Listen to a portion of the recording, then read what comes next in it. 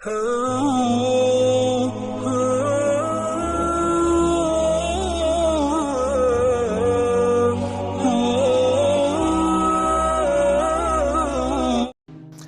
میں آتا ہے کہ حضرت عیسیٰ علیہ الصلاۃ والسلام جب آسمان سے نازل ہوں گے، اب پتہ نہیں اتنی اوپر سے زمین پہ آئیں گے، یہ اسباب کے خلاف ہے نا، یہ بات انسان کے لیے تو ممکن نہیں ہے۔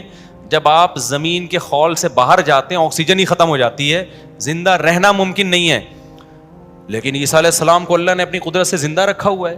جب قرب قیامت میں دمشق میں عیسیٰ علیہ السلام آئیں گے تو حدیث میں آتا ہے کہ امام مہدی شام میں نماز کے لیے کھڑے ہوئے ہوں گے، عصر کی نماز کے لیے مصلی پہ، مینار ہے اس پہ کون نازل ہوگا؟ حضرت عیسیٰ علیہ السلام۔ تو مینار سے پھر سیڑھیاں لگائی جائیں گی حضرت عیسیٰ کے اترنے کے لیے۔ اب کمال کی بات ہے، اللہ وہاں سے یہاں تک آ گئے، تھوڑا سا تو رہ گیا فاصلہ، چھوڑو یار تم لوگ کی سمجھ میں نہیں آ رہا۔ ابے سوال پیدا ہوتا ہے کہ جب ادھر سے ادھر تک آ گئے تو تھوڑا سا تو رہ گیا ہے نا، اب یہاں سیڑھیاں کیوں لگائی جا رہی ہیں؟ بھائی دنیا کیا ہے؟ دارالاسباب ہے، ادھر سیڑھیوں سے جانا ممکن نہیں تھا، وہ اللہ اپنی قدرت سے ہی لے گیا۔ یہ دنیا دارالاسباب ہے، یہاں پہ کیا لگیں گی؟ سیڑھیاں لگیں گی، وہاں سے نیچے اتریں گے، اتنے بڑے بڑے بال ہوں گے جن سے پانی بہہ رہا ہوگا، کیونکہ حضرت عیسیٰ علیہ السلام کو جب سولی پہ لٹکایا جا رہا تھا اس وقت آپ نے غسل کیا تھا، تو اللہ نے ان کی شکل کا کوئی آدمی کر دیا اور عیسیٰ ابن مریم کو آسمانوں پہ اسی حال میں اٹھا لی۔ اور قرب قیامت میں جب نازل ہوں گے تو عصابۃ تغزو مع عیسیٰ ابن مریم، نبی نے فرمایا میری اس امت کے لیے جنت کی ضمانت ہے جو عیسیٰ ابن مریم کے ساتھ مل کے جہاد کرے گی۔ حضرت عیسیٰ نے آتے ہی کیا کرنا ہے؟ جہاد کرنا ہے۔ تو اور پھر ایسا جہاد ہوگا اما الاسلام و اما السیف، یا تو اسلام ہے یا تلوار ہے، بیچ کا کوئی راستہ نہیں ہے۔ اور تقاتلون الیہود، سب سے پہلے لڑائی کس سے ہوگی؟ یہود سے ہوگی، عیسیٰ ابن مریم کی، کیونکہ یہود نے آپ کو قتل کرنے کی کوشش کی تھی، تو اللہ تعالیٰ عیسیٰ ابن مریم ہی کے ذریعے ان سے انتقام لیں گے۔ خیر، اب ایسا نہ ہو کل کوئی امام مہدی آ جائے۔ آج کل مارکیٹ میں امام مہدی کے نام پہ منجن ہر تھوڑے دن میں کوئی مہدی۔ میرے والد صاحب ایک واقعہ بتایا کرتے تھے، ہماری محلے کی مسجد میں نا ایک آدمی بہت نیک تھا، عبادت کرتے کرتے نا اس کی کھوپڑی گھوم گئی اوپر سے۔ بعض لوگ بہت زیادہ عبادت کرتے ہیں، دماغ خشک ہو جاتا ہے، خوراک ہوتی نہیں ہے، ہنسی مزاح کی کوئی بات ہی نہیں ہوتی، تو اوپر سے سیٹنگ کیا ہو جاتی ہے؟ آؤٹ۔ تو اس کی سیٹنگ آؤٹ ہو گئی، برا نہیں تھا وہ، میرے والد صاحب کے پاس آیا، کہنے لگا، میرے والد صاحب کو لوگ حافظ صاحب کہتے تھے، حافظ صاحب ایک بات آپ سے کرنا چاہتا ہوں، آپ ذرا نیک آدمی لگ رہے ہیں، صرف آپ سے کروں گا، کسی اور سے نہیں۔ والد صاحب نے کہا کیا؟ کہتے ہیں مجھے نا کچھ الہامات ہو رہے ہیں کہ امام مہدی میں ہی ہوں۔ والد صاحب ہمیں یہ واقعہ سنا رہے تھے، کہتے ہیں کہ میں نے اس سے کہا کہ بس مجھے بتا دیا، میرے علاوہ کسی کو قطعاً نہیں بتانا، ورنہ حالات کا میں ذمہ دار، کوئی بھی پیل دے گا، صحیح ہے نا؟ تو بس یہ مجھے بتا دیا نا، بس یہ ہم دونوں کے راز کی بات ہے اور اللہ کو پتہ ہے، کسی تیسرے کو بتانے کی بالکل بھی ضرورت نہیں۔ پھر والد صاحب نے اس کو بولا بھائی تو تھوڑا سا وظائف نا کم کر دے، تھوڑا سا نارمل لائف میں آ جائے، انسان کا بچہ بن جا، تیری کھوپڑی کیا ہو رہی ہے سیٹنگ اپ۔ تو بہت سے امام مہدی اس چکر میں بنے ہیں، ہوتے نہیں ہیں۔ تو جب امام مہدی نے آنا ہوگا نا تو سب سے پہلی بات یہ کہ وہ مہدی ہونے کا دعویٰ نہیں کریں گے، ان کو لوگ کہیں گے کہ آپ مہدی ہیں، ان میں علامتیں دیکھ کے علماء ان سے خود کہیں گے، سارے پیچھے پڑ جائیں گے کہ آپ مہدی ہو، سمجھتے ہو کہ نہیں سمجھتے ہو؟ تو جو خود سے مہدی ہونے کا دعویٰ کرے وہ تو مہدی ہو ہی نہیں سکتا۔ اور جب امام مہدی ہوں گے تو عیسیٰ ابن مریم نازل ہوں گے، جس کے دور میں عیسیٰ نازل نہیں ہو رہے اس کا مطلب وہ مہدی ہے ہی نہیں۔ تو حدیث میں آتا ہے حضرت مہدی مصلی پہ کھڑے ہوں گے تو حضرت عیسیٰ علیہ السلام آئیں گے تو وہ حضرت مہدی ان کو مصلی پہ آگے کریں گے کہ آپ نماز پڑھائیں، لیکن حضرت عیسیٰ علیہ السلام کس کے حوالے کریں گے مصلی؟ کہ یہ نماز آپ ہی پڑھائیں گے۔ کیوں؟ مجھے اللہ نے نماز پڑھانے کے لیے نہیں، مجھے کس کے لیے بھیجا ہے؟ جہاد کرنے کے لیے بھیجا ہے، میں تلوار لے کے لڑائی کروں گا، یاجوج ماجوج کو قتل کریں گے۔ اب یاجوج ماجوج کہاں ہیں اس کے بارے میں کوئی صحیح بات ہمارے علم میں نہیں ہے، ویسے بھی اگر ہمیں پتہ چل جائے کہاں ہیں تو وہ دریافت ہو جائیں گے نا، اور قرآن کہتا ہے قرب قیامت سے پہلے وہ دریافت بولو نہیں ہو سکتے۔ تو اللہ نے چھپا دیا ہے ان کو، چھپا دیا ہے تو چھپایا ہے اس لیے کہ پہلے نہ پتہ چلے کدھر ہے۔ کچھ لوگ کہتے ہیں یہ چائنیز ہیں، کوئی بھروسہ نہیں ہے ویسے لگتا ہے کہ شاید ہوں، کیونکہ وہ جو ذوالقرنین نے دیوار بنائی تھی نا سیسا پلائی ہوئی اور پہاڑوں کے پیچھے دھکیل دیا تھا اور پھر بڑی تعداد ہو گئی ان کی, حدیث سے پتہ چلتا ہے شاید وہ, لیکن بہرحال کوئی یقینی بات نہیں ہے. تو یاجوج ماجوج ایک بڑی طاقتور قوم ہوگی جس کو حضرت ذوالقرنین نے, سورہ کہف میں اس کا بھی تذکرہ ہے, پہاڑوں کو بند کر کے ان کو دھکیل دیا, کہیں چھپا دیا ان کو. تو قرب قیامت میں وہ نکلیں گے اور پھر دنیا میں تباہی مچائیں گے, اور پھر ان کو کون قتل کرے گا؟ حضرت عیسیٰ علیہ السلام. تو وہ ابھی نہیں نکلیں گے, جب نکلیں گے تو ان کا ابھی دریافت بھی نہیں ہو سکتے وہ. باقی وہ کچھ کہتے ہیں مریخ میں ہیں, کچھ کہتے ہیں کہاں ہیں, ہمیں نہیں پتہ کہاں ہیں. بہرحال بظاہر تو لگتا ہے زمین میں ہی ہے, کیونکہ ذوالقرنین جو گئے تھے مشرق اور مغرب شمال جنوب کا انہوں نے سفر کیا, اسی زمین میں کیا تھا سفر. تو واللہ اعلم. ہمیں بس اجمالی طور پر ان چیزوں پہ ایمان لانا ضروری ہے. ان کی ڈیٹیل ہمیں بتائی نہیں گئی ہے تو ہمیں ڈیٹیل میں جانے کی اجازت نہیں. باقی قیاس آرائیاں ہوتی ہیں, صحیح بھی ہو سکتی ہیں, غلط بھی ہو سکتی ہیں. اچھا, تو میں یہ عرض کر رہا تھا کہ 309 سال وہ سوئے ہیں. وَنُقَلِّبُهُمْ ذَاتَ الْيَمِينِ وَذَاتَ الشِّمَالِ. اللہ کہتے ہیں ہم ان کو پلٹتے تھے, اب ادھر کو کروٹ لے کے سوچو, اب ادھر. وَكَذَلِكَ بَعَثْنَاهُمْ. 309 سال کے بعد ان کو اللہ نے جگایا, پوری حکومت بدل گئی, پوری حکومت کا تختہ پلٹ گیا. اب جب 309 سال کے بعد اٹھے ہیں تو پیٹ کمر سے چپکا ہوا ہے, ٹھیک ہے نا, بھوک لگ رہی ہے ٹائٹ والی. تو کیا کہتے ہیں, کم لبستم. پہلے آپس میں کہنے لگے ہم کتنا سوئے ہیں, ہم کتنا سوئے. ایک نے کہا لبثنا یومن او بعض یوم, یا تو پورا دن سوئے ہیں, کیونکہ سورج جب ہم سوئے تھے تو یہاں تھا, اب یہاں ہیں. لیکن جب یہاں ہیں تو اس کا مطلب پورا دن تو نہیں سوئے ہم, پورا چکر تو ہو جانا چاہیے تھا نا. مثال کے طور پر وہ سوئے تھے مغرب کے وقت اور آنکھ کھل رہی ہے اشراق کے وقت. اب کنفیوز ہو رہے ہیں نا کہ یار اگر ہم تھوڑا سوئے ہیں تو یہ تو ہمیں لگ رہا ہے بہت زیادہ سوئے ہیں, 24 گھنٹے سے زیادہ تو سو نہیں سکتا کوئی. تو کہنے لگے یا تو ہم پورا ایک دن سوئے ہیں یا شاید اس سے کم سوئے ہیں. کم سونے پر یہ اعتراض ہو رہا ہے کہ نیند تو بڑی شاندار طریقے سے پوری ہوئی ہے, 4-6 گھنٹے میں ایسی ہوتی نہیں ہے. اور اگر زیادہ سوئے ہیں تو سورج جب ہم سوئے تھے وہ یہاں تھا, اب یہاں ہیں, تو یہ تو 24 گھنٹے بھی پورے نہیں ہوئے. کیونکہ ان کا کیا خیال ہے کہ یہ 300 دفعہ پلٹ کے سورج آ چکا ہے. جب کافی دیر ان کی بحث ہوئی تو کہنے لگے ربکم اعلم بکم, اللہ ہی جانتا ہے بھائی کتنا سوئے ہیں, اس بحث سے کوئی فائدہ نہیں ہے, ابھی تو روٹی کی فکر کرو. فبعثوا احدکم بورقکم, یہ سکہ رائج الوقت لے کے جاؤ اور روٹی لے کر آؤ. اب دیکھو یہاں بھی وہ اللہ پہ توکل کر سکتے تھے کہ ہم جا رہے ہیں, پیسے لے جانے کی ضرورت نہیں ہے, ہم نے اللہ کے لیے قربانی دی ہے, کھلائے گا کون ہمیں؟ اللہ. نا بھائی, اللہ نے کہا ہے جتنے اسباب اختیار کر سکتے ہو کرو. تم ایک اجنبی جگہ پہ جا رہے ہو, تمہارے پاس سکے ہونا, پیسے تو لے کے جاؤ. عربوں میں نا جب زمانہ جاہلیت میں حج ہوتا تھا تو دور دور سے جو عرب قبیلے بیت اللہ آتے تھے پیسے نہیں لے کے آتے تھے ساتھ میں, کہتے تھے کہ ہم اللہ کے گھر کی زیارت کے لیے جا رہے ہیں تو کھلائے گا کون ہمیں؟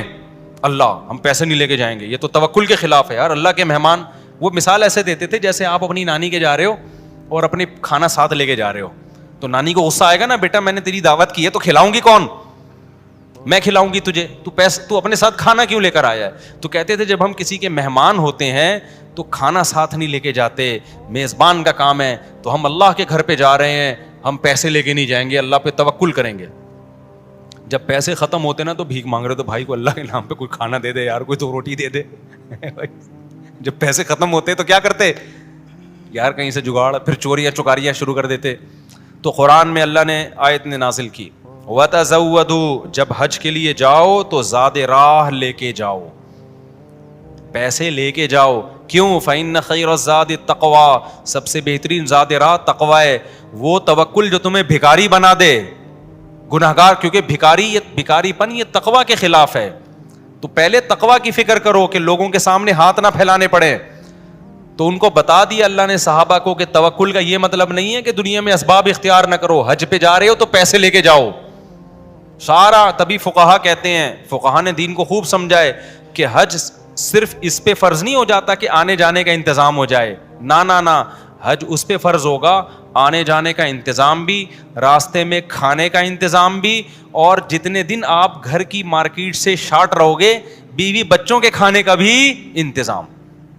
آپ کا حج کا آ گیا بھائی, آپ نے کہا میرا جہاز کا ٹکٹ بھی ہو گیا, ہوٹل کا کرایہ بھی ہو گیا, کھانے پینے کا انتظام بھی ہو گیا, نکل گئے 40 دن کے لیے. بچے کہہ رہے ہیں ابا مارکیٹ سے کیا ہو گیا, شارٹ, ابا ہم کیا کھائیں یہاں پہ.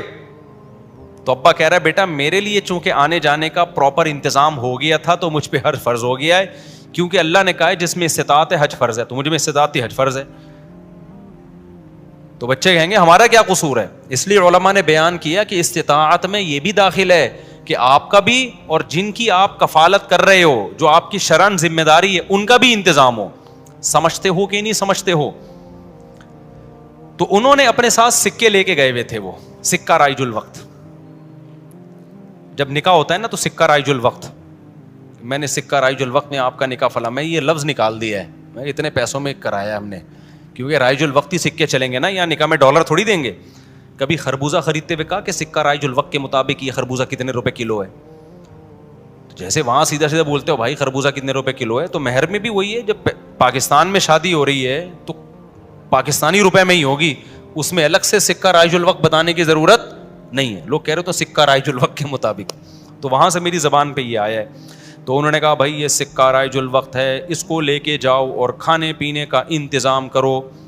پھر کہنے لگے دیکھو وَلْيَتَلَطَّفْ, چپکے سے جانا, وَلَا يُشْعِرَنَّ بِكُمْ أَحَدًا, کسی کو تمہارے بارے میں پتہ نہ چلے. ایسے منہ لپیٹ کے نا چھپڑ میں جانا اور روٹی لے کے چھپڑ میں واپس آ جانا. اس سے بھی پتہ چل رہا ہے کہ وہ اپنی حفاظت کا پورا انتظام کر رہے ہیں, پھر اللہ پہ توکل کر رہے ہیں.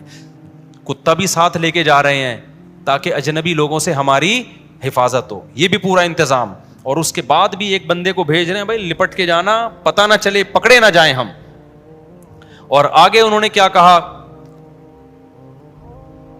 فَلْيَنظُرْ أَيُّهَا أَزْكَىٰ طَعَامًا, دیکھنا پاکیزہ کھانا ہو, حلال کھانا لے کے آنا. اس سے بھی پتہ چلتا ہے کہ چونکہ غیر مسلم ریاست تھی نا, وہاں ان پر واجب تھا کہ کھانا خریدنے سے پہلے تحقیق کر لیں کہ حرام ہے یا حلال. اسلامی ملک میں اس تحقیق کی ضرورت نہیں ہے کیونکہ حلال ہی ہوتا ہے. یہاں آپ ہوٹل میں بیٹھ کے پوچھیں یہ گدھے کا گوشت ہے یا بکرے کا گوشت ہے, وہ رکھ کے ایک تھپڑ لگائے گا آپ کے. کیوں بھائی, غالب یہی ہے کہ جب سامنے والا انسان ہے اور مسلمان ہے تو گوشت بھی انشاءاللہ حلال ہی ہوگا.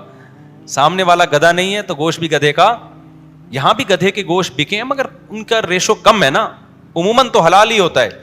لیکن جب آپ غیر مسلم ریاست میں جاتے ہیں, پھر جب بھی آپ کوئی چیز خریدیں گے تو آپ پر تحقیق کرنا واجب ہے, بھائی یہ حلال ہے یا نہیں. میں یورپ میں جہاں بھی ہوٹل میں جاتا تھا پہلے پوچھتا تھا ابے یہ مرغی حلال ہے کہ حرام ہے, وہ کہتا تھا حلال ہے. کیسے پتا چلا حلال ہے؟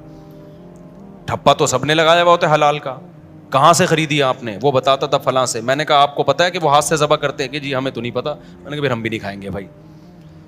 یہ غیر مسلم ریاست میں یہ تحقیق کیا ہے؟ اطمینان ہو جائے کہ ہاں جی ہاتھ کا ذبیحہ ہے, بسم اللہ اللہ پڑھ کے کرے تو پھر آپ کھا سکتے ہیں, ادروائز نہیں کھا سکتے آپ.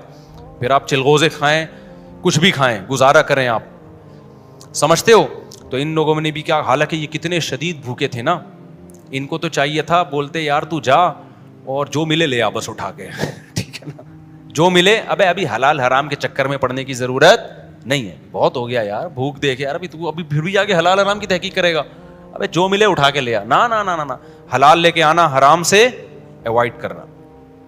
اب جب وہ بندہ آیا نا سکہ رائج الوقت لے کے, تو جب وہ اس نے سکہ دیا تو وہ دکاندار نے بولا ابے یہ کون سے زمانے کا سکہ لایا بھائی تو, ٹھیک ہے نا, یہ کرنسی تو کیا ہو گئی ہے, 300 سال پہلے یہ نوٹ ختم ہو چکے ہیں. اس پہ تو جس بادشاہ کی تصویر ہے وہ بھی بت پرست بادشاہ تھا, اس کا تو خاتمہ ہو گیا ہے. یہاں تو جہاد ہوا, دوسری قوموں نے حملہ کیا, پوری ریاست کیا ہو گئی ہے, ختم. اچھا وہ بھی دیکھ رہا تھا کہ یار یہ تو وہ شہر ہی نہیں لگ رہا, میں کوئی گوگل نے غلط تو نہیں بتا دیا کہیں مجھے, ہے بھائی. وہ بھی یہی سوچ رہا نا جو کہ بھائی میں کہاں ہوں, یہ وہ جگہ ہی نہیں لگ رہی. تو 309 سال میں تو سب کچھ چینج ہو جائے گا نا. بالآخر قرآن میں چونکہ اختصار ہے, بہت شارٹ واقعات سناتا ہے. بالآخر کیا ہوا کہ لوگوں نے اس سے پوچھا تم کون ہو, اس نے پوچھا بھائی وہ کہاں ہے, انہوں نے کہا وہ تو 309 سال پہلے ونس اپون اے ٹائم ایک حکومت تھی, پھر یہ ہوا, پھر علامتیں دیکھی گئیں, یہ پرانے سکے نکلے. تو لوگوں کو, اچھا ان لوگوں کی ہسٹری بھی لوگوں کو پتہ تھی کہ پرانے وقتوں میں چند نوجوانوں نے اللہ کے لیے قربانی دی تھی اور اپنے علاقے سے ہجرت کر کے چلے گئے تھے. ان کے نام یہ تھے, ان کی علامتیں یہ تھیں. تو اس سے بھی لوگوں کو نا ہسٹری سے پتا چل گیا بھائی یہ کون لوگ ہیں, یہ وہی لوگ ہیں. تو پھر بہرحال جب ہو گیا تو ان کی تو بڑی واہ واہ ہو گئی, یار یہ تو بڑے کرامتی بزرگ ہیں, یہ تو 300 سال سے کہاں سو رہے تھے, غار میں سو رہے تھے. سب نے ان کو بلایا, بھائی ان کا تو بڑا اکرام ہوا. میں اب آگے میں اپنے اسٹائل میں بیان کر رہا ہوں, قرآن میں نہیں لکھا ہوا, جو ہوتا ہے ایسے موقع پہ. بھائی دم کر دیں, ہمارے وہ گنجے کے بال نہیں آ رہے, حضرت اس کے سر پہ دم کر دیں, اس کی شادی نہیں ہو رہی, اس کے لیے دعا کر دیں, اور یہ بچہ مولوی صاحب میرا بچہ انسان کا بچہ بن جائے. ہم نے جب پیدا کیا تھا اس وقت انسان تھا, لیکن اب جو رپورٹ ہے اس کے مطابق یہی جو شکایتیں آ رہی ہوتی ہیں, کوئی پھونک لگا دیں, کوئی تبلیغ میں نکال دیں, کوئی نصیحت کر دیں, جو بھی ان کا اتنی عزت ہو گئی, اتنی عزت ہو گئی. پھر انہوں نے وہ سب آ گئے اور ان کی بڑی جو اللہ نے نا ان کی دعا ایسے قبول کی کہ بجائے ہجرت کرنے کے انہی کے وطن کو ان کے لیے سوٹیبل بنا دی. اور بالآخر ایک وقت کے بعد ان کی طبعی موت ہوئی. تو اب لوگوں میں جھگڑا ہو گیا, بھائی ان کی موت واقع ہو گئی ہے, تو یہ چونکہ ایک بڑا تاریخی واقعہ ہوا ہے, تاریخی واقعہ ہوا ہے نا, اس واقعے کو محفوظ رکھنا. ہسٹری تو ہر ایک چاہتا ہے نا محفوظ ہو, اور وہ ہسٹری جس میں کوئی سبق ہو.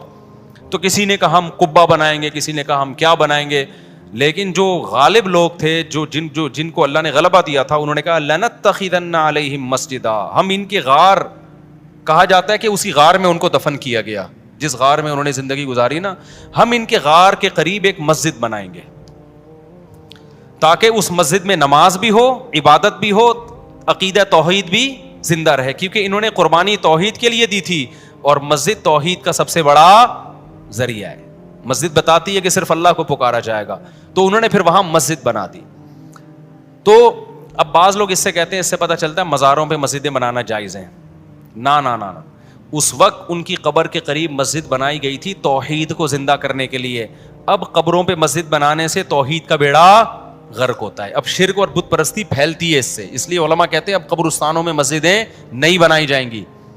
ان کی نیت کچھ اور تھی, آج کچھ اور ہونے لگتا ہے, آج قبروں کو سردہ ہونے لگتا ہے وہاں پہ, اس لیے آج بنا کیا جائے گا اس عمل سے. سمجھتے ہو کہ نہیں سمجھتے؟ تو اس واقعے میں ہمیں کیا سبق ملتا ہے؟ اس واقعے سے ہمیں سبق ملتا ہے کہ جو اللہ کے لیے قربانی دیتا ہے اللہ اس سے غافل نہیں ہوتا, اللہ غیب سے اس کی مدد کرتا ہے.